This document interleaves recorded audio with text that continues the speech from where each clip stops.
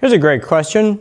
Why would you change from this piece of crap little plastic fuel rail on your TBI bike to this much higher quality aluminum fuel rail? Well, one of the big reasons is because when you're trying to take apart your quick disconnect thing here out on the trail to clean this stupid little way too small fuel filter because it's clogged up and your bike runs like crap, you're having a tendency to gark around on this fuel line, which likes to snap the neck of your fuel rail right here. In fact, this was such a problem when the bikes came out, you couldn't even buy this fuel rail for about 5 months. It was such a problem, and it's worse when it's cold out.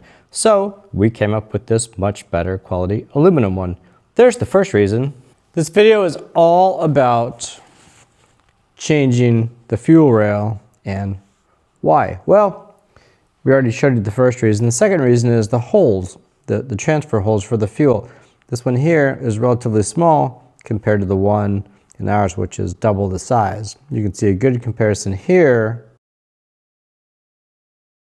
and you kind of get it. Now, it just ended up being a small weak link when I was holding the bike wide open for a few seconds down the road, trying to do some tests for a Bonneville speed run. It would start to lean out, and the reason ended up being these transfer holes right here. So once they were bigger, that problem was solved. So if you're going to be going wide open through the desert or on the motocross track, well, do it for that reason. So it's relatively easy to change, but it's much easier if the throttle body actually comes off the bike. To get the throttle body off the bike, it is much easier just to take the pipe off, the tank off, lift the subframe up, take these bottom bolts out of the subframe here, loosen up these top ones, take this, or loosen up this clamp at least. This one you can leave tight still where the throttle body goes into the boot.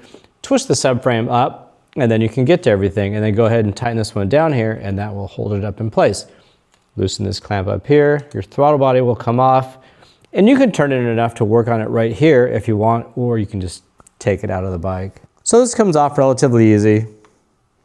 You'll take these two bolts out, these two bolts here, pull this assembly out. The injector is going to come out with the fuel rail because this clip holds it in place.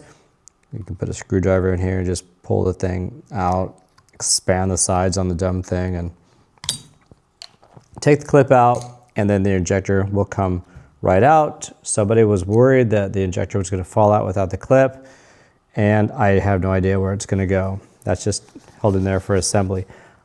I would put grease on all the seals. Sometimes this one might come out and stick in the fuel rail, so make sure everything is in place. You can put them in here first. You can put them in the injector in the fuel rail first. Let's do that. Get them in the right way. Push down on the O-ring a little bit so it goes in easy.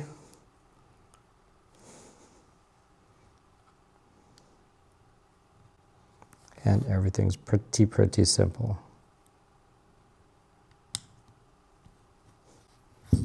That's it. Bolt this dude back together. Kind of wiggle it around. Everything is clean. Now, if you're going to reuse the stock fuel line and quick disconnect, that's fine. A clamp comes with it. Put it back together. I would clamp it down now. If you're going to switch over to our bigger capacity fuel filter that we sell, so you don't clog up that little guy so fast, then go ahead and leave this off, and we will put it together with the new fuel line later. So that's it. It's back together. You've made a wise choice. I think you've protected against breakage, and you've protected against the thing possibly leaning out if you are wide open for a while. Next video, we will get into the larger capacity fuel filter, which is a good idea for protection as well. So thanks for watching. See you next video.